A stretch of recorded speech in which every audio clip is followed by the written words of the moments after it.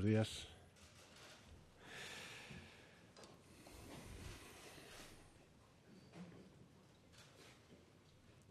Bien.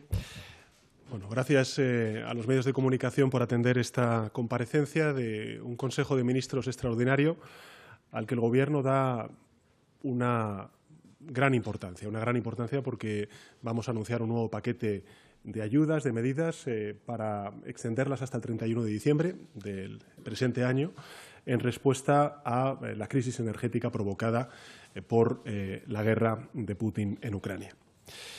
Como saben, desde el principio de la invasión el Gobierno ha manifestado siempre lo mismo, y es que somos muy conscientes de las dificultades que atraviesan las familias, las empresas, la industria en España debido a la escalada de los precios que ha sido causada sobre todo por la invasión de Ucrania.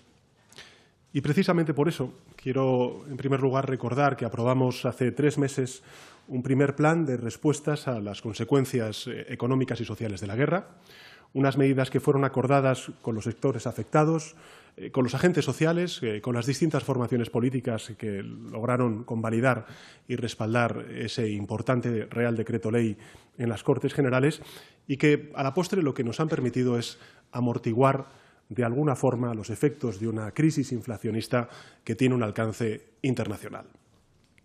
A día de hoy, la inflación en Europa es extraordinariamente elevada y, en consecuencia, también lo es en España. Concretamente, en el mes de mayo fue del 8,7% en nuestro país, una cifra realmente alta, en línea, en todo caso, con la media europea. Hay 17 países de la Unión Europea con una tasa de inflación más alta y 9 con una tasa algo inferior a la española. En todo caso, son cifras que no registrábamos en la economía europea desde hace muchas décadas. Simplemente para que nos demos cuenta del esfuerzo que va a hacer el Gobierno de España por contener la inflación, con las medidas que aprobamos hace 3 meses y con las medidas que hoy hemos aprobado en este Consejo de Ministros, el Gobierno estima que vamos a contener en 3,5 puntos el alza de los precios. Es decir, contener en 3,5 puntos el IPC. Dicho de otro modo, si estas medidas de inflación no existieran, no se pusieran en marcha, esa inflación sería 3,5 puntos superior a la actual. Estaríamos hablando, por tanto, de inflaciones cercanas a los 14 o los 15 puntos. Hace 3 meses aprobamos un paquete de medidas que contaba con 6.000 millones de euros de rebajas fiscales y ayudas directas y 10.000 millones de euros de préstamos del Instituto de Crédito Oficial para ayudar a las empresas y muy especialmente a las pequeñas y medianas empresas. Estas medidas han constituido una apuesta social que nos han permitido, entre otras cuestiones, rebajar el IVA del 21% al 10% en la factura de la luz, como saben todos los españoles, una reducción total, entonces, del 60% de los impuestos que pagan los ciudadanos, las empresas, por la electricidad. Y también una rebaja generalizada de 20 céntimos de euro en el precio de los carburantes. Estamos, en consecuencia, amortiguando con las palancas, con los instrumentos que tiene el Poder Ejecutivo, el efecto y repartiendo de forma justa, equitativa, los costes económicos y sociales de la guerra. Pero la inflación sigue interfiriendo, evidentemente, en nuestras vidas y, por tanto, está frenando la recuperación económica en nuestro país, una recuperación económica que estaba cobrando mucho vigor, como todos sabemos, antes de empezar esta invasión y gracias a la superación de la pandemia del COVID. Ha producido esta guerra y su consecuencia económica y social una extraordinaria incertidumbre sobre la economía europea, internacional y, por supuesto, también española. Una incertidumbre que se mantiene en todo el mundo, en Europa y también en España, y que nos lleva, en consecuencia, a aprobar medidas adicionales que posteriormente les expondré. En todo caso, sí quisiera volver a subrayar algo que he dicho desde el principio de esta crisis, y es que, como es bien sabido, en los planes del Gobierno no figuraba una pandemia, tampoco la erupción de un volcán, menos aún una guerra en Europa. Pero sí estaba clara cuál debía ser la respuesta ante cualquier contratiempo, y es proteger a las familias, a las empresas, a las industrias de nuestro país, empezando siempre por los más vulnerables y extendiéndolas también a la clase media y trabajadora de nuestro país. Por eso aprobamos medidas como los ERTEs, la creación del ingreso mínimo vital, los créditos ICOs, las prestaciones directas a los trabajadores autónomos, los fondos COVID que fortalecieron los servicios públicos en los peores momentos de la pandemia. Toda una batería de medidas que nos permitieron salir de la crisis del COVID de una forma mucho más rápida y, sobre todo, mucho más justa que las anteriores crisis que se abordaron en base a recetas neoliberales de recortes y de pérdida de derechos.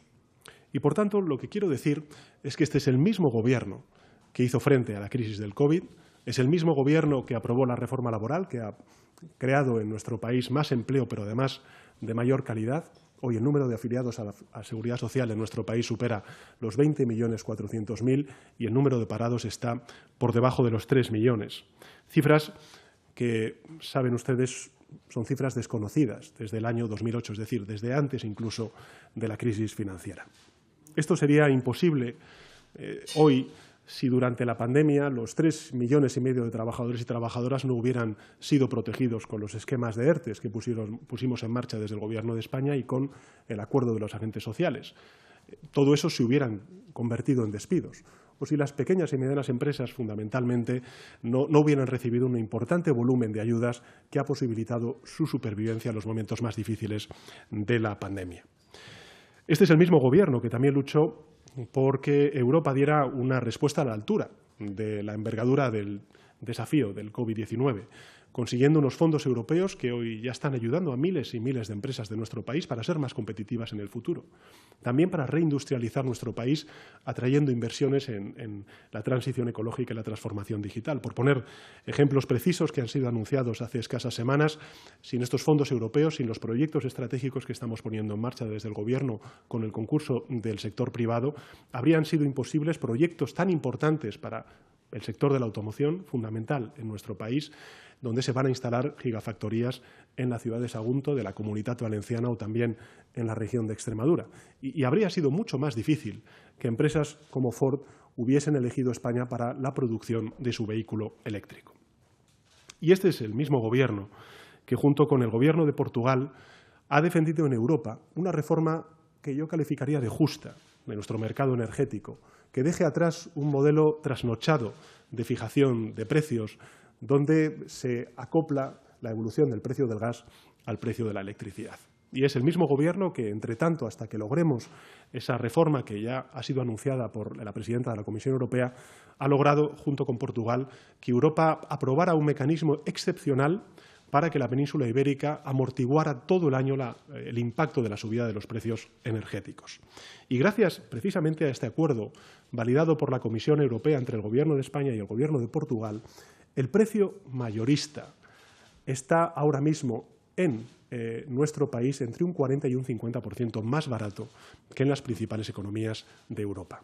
Repito, entre un 40 y un 50% más barato el precio mayorista en la península ibérica, gracias a esta fijación del precio, que lo que ocurre en las principales economías industriales de nuestro continente. En todo caso, somos muy conscientes de que, pese a todos estos esfuerzos, el problema de la inflación sigue afectando a nuestras familias, a las empresas, a las industrias. Los recientes cortes del gas y del petróleo por parte de Putin lo que han hecho ha sido agravar aún más una situación ya de por sí delicada. Y por eso el Gobierno vuelve a adoptar nuevas medidas para proteger a familias, a empresas, poniendo siempre el interés general por encima de los intereses egoístas. Y por esa razón, el Consejo de Ministros extraordinario del día de hoy ha aprobado una extensión del decreto que recoge las medidas de respuesta a las consecuencias económicas y sociales de la guerra, y la ampliamos su vigencia hasta el 31 de diciembre del presente año. Este nuevo decreto supone un esfuerzo extraordinario desde el punto de vista presupuestario por parte del Gobierno de España. Este nuevo decreto va a suponer un esfuerzo superior a los 9.000 millones de euros, aproximadamente 5.500 millones de euros en gasto para proteger a familias, para proteger a la clase media trabajadora y para amortiguar el impacto de la inflación en sectores específicos de nuestra economía, 5.500 millones de euros en gasto y 3.600 millones de euros en reducción de ingresos como consecuencia de las rebajas fiscales que vamos a aprobar de aquí al 31 de diciembre de 2022. En total, hasta el final del año 2022, el Gobierno habrá invertido con los 2 decretos contra los efectos económicos y sociales de la guerra cerca de 15.000 millones de euros. 15.000 millones de euros, más de un punto del Producto Interior Bruto de nuestro país. Destacaré las novedades más importantes. En primer lugar, lo que hacemos es reforzar las medidas para hacer frente a la subida de los precios de la energía, protegiendo sobre todo a los consumidores y especialmente a los más vulnerables. Se reduce en consecuencia el IVA sobre la electricidad, que pasará del 10% al 5% hasta final de año. Como saben, hace ya un año rebajamos el IVA en los recibos de la luz del 21% al 10% y ahora lo que hacemos es rebajarlo al 5%. Para que nos hagamos una idea, antes he dicho que con el primer decreto lo que estábamos haciendo era rebajar en un 60% los impuestos vinculados con la factura de la luz. Ahora estamos rebajando un 80% los impuestos vinculados con la factura de la luz. Se mantendrán el resto de medidas del decreto, como la flexibilización de los contratos de suministros de gas, la ampliación de los descuentos del bono social, que están ayudando a casi 2 millones de hogares en nuestro país, la minoración de la retribución de la energía eléctrica o la reducción al 0,5% del impuesto especial sobre la electricidad y la suspensión del impuesto sobre el valor de la producción de la energía eléctrica, que es tan importante para las empresas y, en particular, para las industrias de nuestro país. Se mantiene también la reducción de 20 céntimos por litro en el precio de los combustibles hasta final de año. Y quiero decir que con todas estas medidas estamos amortiguando y conteniendo la evolución de la inflación. Y el Gobierno estima que estamos conteniendo la evolución de la inflación en 3,5 puntos. Y que sin todas estas medidas, la inflación que hoy está, o estaba en el mes de mayo, en el 8,7%, sería aún mucho mayor de la que tenemos como consecuencia del alza en los precios de la energía y, lógicamente, también del alza en los precios de los alimentos. Además de paliar los costes de los combustibles para el transporte privado, queremos fomentar el uso del transporte público por parte de los ciudadanos y ciudadanas. Saben ustedes que hay una parte muy importante de esa política de transporte público que está en manos de las comunidades autónomas, de los ayuntamientos, pero el Gobierno de España está dispuesto a poner de su parte para incentivar el uso del transporte público. Y por eso hemos aprobado una reducción del 50%, repito, del 50% del precio de todos los abonos mensuales y de cualquier título multiviaje de transporte terrestre prestados por el Estado o entidades estatales. Y además, un 30% de reducción para los abonos transporte prestados por las comunidades autónomas y entidades locales. Estas últimas van a poder completar, tanto las comunidades autónomas como los ayuntamientos, hasta llegar a ese 50% de reducción con recursos propios. Y esta medida se aplicará desde el 1 de septiembre hasta el 31 de diciembre del presente año y será financiada íntegramente por el Gobierno de España y podrá ser, evidentemente, complementada por las comunidades autónomas. Por tanto, un 50% en todas aquellas empresas, como pueda ser Renfe, que son titularidad de la Administración General del Estado, y un 30% de transferencia a las comunidades autónomas, también para que puedan hacer lo propio en el transporte público, que es competencia de las comunidades autónomas y de los ayuntamientos. Para que nos hagamos una idea, en Madrid, en donde estoy ahora mismo celebrando esta rueda de prensa, un bono mensual de cercanías cuesta en torno a 29 euros y pasaría a costar en torno a 14,5 euros. En Cataluña, por poner otro caso, el bono mensual pasaría de los 25,55 euros a 12,7 euros, o en Sevilla, que está en 34,70 euros, pasaría a 17,35 euros. Por tanto, estamos hablando de un esfuerzo muy importante que está haciendo el Gobierno de España para impulsar el transporte público ante el alza evidente de los precios de la gasolina, de los combustibles y, en consecuencia, fomentar el transporte público y no tanto el transporte privado. Y también lo que vamos a hacer es reforzar la protección a los grupos más vulnerables con medidas específicas. Algunas de ellas ya ustedes las conocen.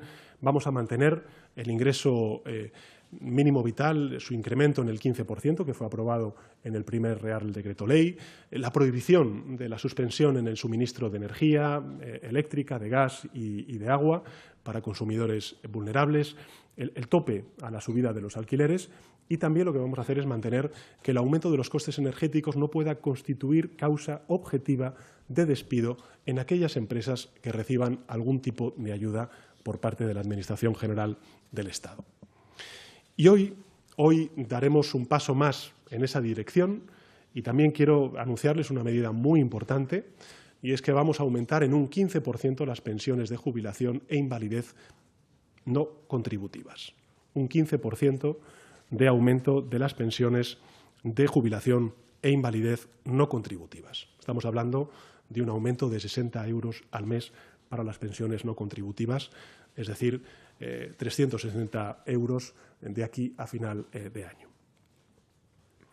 Y además, con el fin de paliar de manera directa el efecto perjudicial de la subida de precios, tanto de los productos energéticos como de los productos alimenticios, que está impactando gravemente en el día a día y en la cesta de la compra de las familias españolas, también quiero anunciarles que el Gobierno de España ha aprobado una ayuda directa de 200 euros para trabajadores autónomos y también para desempleados que tengan bajos ingresos. Y esta ayuda se va a poder solicitar durante el mes de julio. Igualmente, aprobaremos una limitación al precio máximo de la bombona de butano. Quiero volver a repetirlo, vamos a aprobar una limitación al precio del butano que estará en vigor hasta el 31 de diciembre y que contribuirá a asegurar el bienestar de los más vulnerables. Y estoy sobre todo pensando en todos aquellos que viven en entornos rurales. Y en segundo lugar, vamos a adoptar medidas en apoyo a los sectores más afectados por la subida de los precios originada por esta guerra de Putin en Ucrania. En este sentido, ¿qué es lo que vamos a hacer? Bueno, vamos a prorrogar hasta septiembre el aplazamiento del pago de las cuotas a la Seguridad Social para el sector pesquero, agrario, también el sector del transporte. Se van a facilitar ayudas directas a la industria gasintensiva y también vamos a ampliar todas las ayudas aprobadas anteriormente en el Real Decreto Ley contra la sequía que vive nuestro país. Y asimismo, este Real Decreto Ley va a extender las medidas de protección a afectados como consecuencia directa de la erupción volcánica registrada en la zona de Cumbre Vieja de la isla de La Palma, prorrogando, por tanto, la prestación por cese de actividad para los trabajadores autónomos, los aplazamientos y las moratorias en el pago a las cuotas de la Seguridad Social y también los ERTE que conocen bien los palmeros y las palmeras.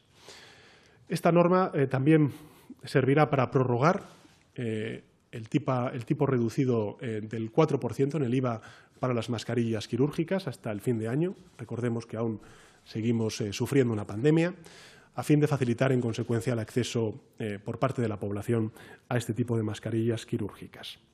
Y quiero también destacar una medida que no está incluida en el decreto ley que aprobamos hoy, porque evidentemente no lo podemos aprobar por Real Decreto Ley, pero que va a ser muy importante para garantizar un reparto justo de las cargas económicas y sociales provocadas por la guerra. El Gobierno, quiero anunciarles, está diseñando un nuevo tributo que gravarán los beneficios extraordinarios de las empresas energéticas como consecuencia del alza de los precios energéticos. Es una iniciativa que sintoniza con la opinión pública de nuestro país, con medidas similares que están adoptando los países europeos de nuestro entorno y que atiende, de igual manera, a las recomendaciones que han venido realizando recientemente distintos organismos internacionales como la propia Comisión Europea, la OCDE y el Fondo Monetario Internacional. Por decirlo claramente, las cargas de esta situación tan dolorosa deben distribuirse con justicia. Deben aportar más quienes están en mejores condiciones. Y lo que no cabe es que algunos resulten beneficiados a costa del perjuicio de las mayorías. Y, por tanto, quienes obtengan réditos indirectos de esta subida de precios, lo que deben hacer es aportar de forma adicional al esfuerzo colectivo y a la protección de la clase media y trabajadora de nuestro país. Somos una comunidad no somos una suma de individuos y quienes más obtienen deben contribuir más al sacrificio colectivo. Este impuesto será presentado en las próximas semanas como proposición de ley por los dos partidos de la coalición del Gobierno para que entre en vigor el 1 de enero del año 2023. En una situación difícil como la que estamos soportando, el interés de las mayorías está por encima de cualquier interés egoísta. Y la prioridad, por tanto, la tienen quienes más sufren el impacto de esta carestía provocada por esta guerra injusta, injustificada e ilegal de Putin en Ucrania. En definitiva, el Gobierno lo que va a hacer es seguir volcado en proteger a la población española frente al impacto de la inflación.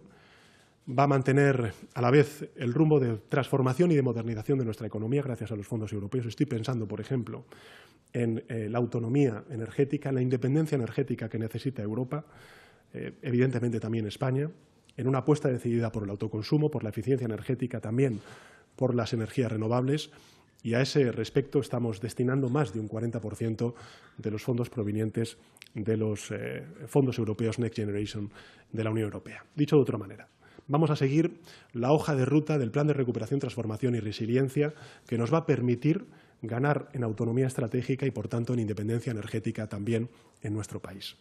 Y en este sentido, confiamos en el que a lo largo de la próxima semana la Comisión Europea apruebe el tercer desembolso de fondos europeos por un valor de 12.000 millones de euros a nuestro país. Y con este pago serán ya 31.000 millones de euros los recibidos por España gracias al cumplimiento de los hitos y los objetivos del Plan de Recuperación, Transformación y Resiliencia. Dicho de otra manera, la Comisión Europea está valorando positivamente el esfuerzo de transformación y de modernización que desde el Gobierno de España estamos impulsando gracias también al apoyo parlamentario en las Cortes Generales. Y, por tanto, España está siendo el país más avanzado de toda la Unión Europea en la ejecución de los fondos europeos y vamos a seguir así, desplegando toda la oportunidad que nos ofrecen los fondos europeos para reindustrializar nuestro país en esas dos transiciones, la ecológica y la digital, y sobre todo para ganar en independencia energética, que es lo que ahora mismo está poniendo en solfa Putin con sus cortes de gas, con su guerra en Ucrania. Termino a modo de resumen diciendo que el Gobierno va a mantener el rumbo de modernización de nuestra economía y a la vez va a seguir volcado en la protección de las familias, de las empresas españolas y de la industria española, comenzando siempre por las familias de la clase media trabajadora en nuestro país y centrándonos especialmente en aquellas familias que han devenido más vulnerables como consecuencia del alza de los precios. Las consecuencias económicas y sociales de la guerra de Ucrania son ineludibles. Ningún país puede esquivarlas. También es cierto, lo he dicho en muchas ocasiones, mayor sería el coste de no hacer nada y permitir que Putin logre sus objetivos imperialistas.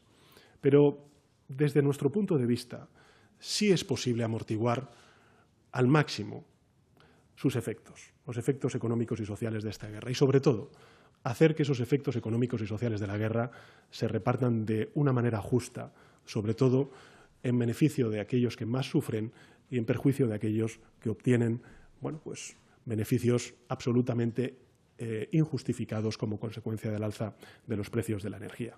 Eso es lo que va a hacer el Gobierno durante toda esta crisis, como hicimos durante la crisis de la pandemia, y es lo que hoy hacemos no de palabras, sino con hechos, con las medidas que aprobamos en este Real Decreto Ley del Consejo de Ministros extraordinario que hemos celebrado en el día de hoy. Y hasta aquí quedo a disposición de los medios de comunicación para responder a sus preguntas.